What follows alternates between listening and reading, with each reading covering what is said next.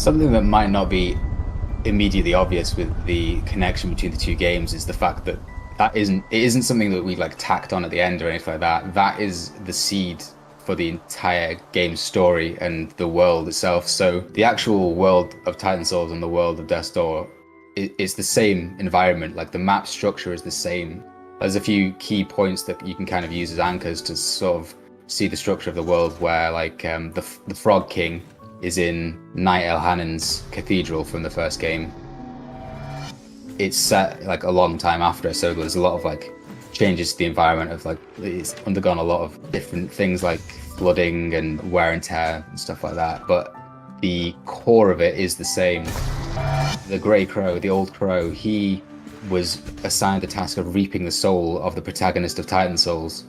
So when that was impossible because he'd gone through Death's Door, the original Death's Door, like that's when the kind of events of this game had all been set up. The character of Truth is supposed to be this kind of omnipresent kind of god-like entity who knows everything. So it's also kind of inspired by a character from a Patrick Rothfuss book. I can't remember how to pronounce the name of it, and I don't think I've ever heard anyone say it before, but it's like Kate or something like that. And it's this like big tree that knows everything, and it's trying to send anyone who interacts with it is like tainted because they'll have the worst possible outcome ever, because this tree can just say anything to you to get you to do what it can see happening in the future. And that was kind of the original little inspiration for Truth, as well as like visually being inspired by Full Metal Alchemist.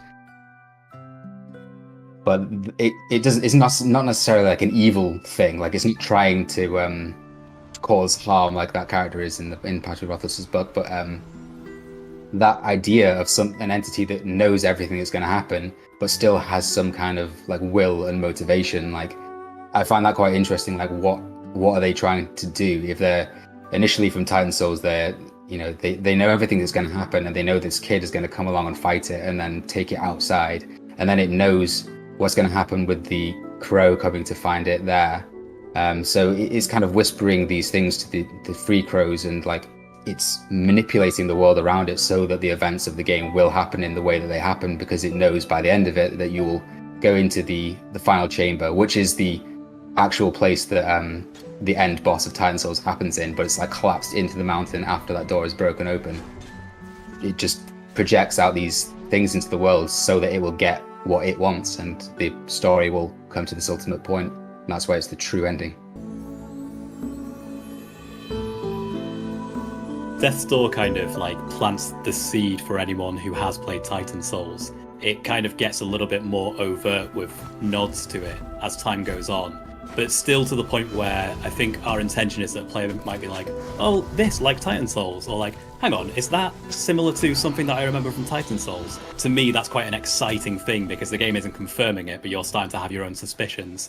And then I think the moment that the true ending starts and it actually shows the kid from Titan Souls, that's like an aha moment combined with like, for players who realized it in advance, like a moment that they can feel very proud of themselves for like having put all this time into both games and realizing this connection. So I think the first time you see the tower from Titan Souls and the boy is like the moment of confirmation for players, I think.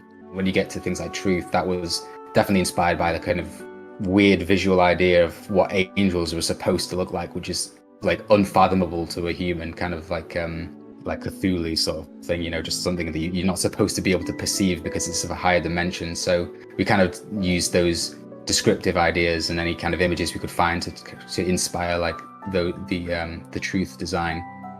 Titan Souls had a lot of those kind of religious elements to it, like classic kind of Bible story kind of things, like from Judaism and Christianity. Some of the characters on it were named in a way that would reference some biblical characters, like Elhanan. If you Google it, you can find that like he was maybe the one who killed Goliath, the whole story of like David versus Goliath, and that was kind of a nod to that. Set, which is supposed to be the name of Seth, and then Cain and Abel.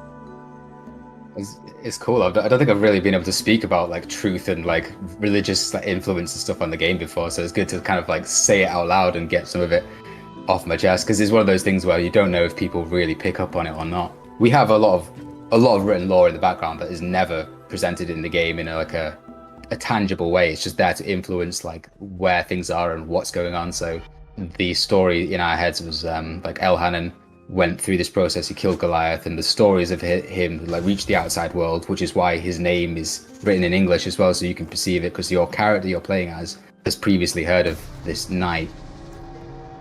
He had gone through this process, couldn't progress any further, he couldn't kill any more of the Titans or anything, and kind of like slowly became a Titan himself just by being in that area. Like in the same way that all the characters in Death's Door, if they live for too long, they become like demonic and kind of lose their sense of self. Those rules of Titan Souls were then passed along to Death's Door because it's the same world, and those things permeate the entire universe that we've created.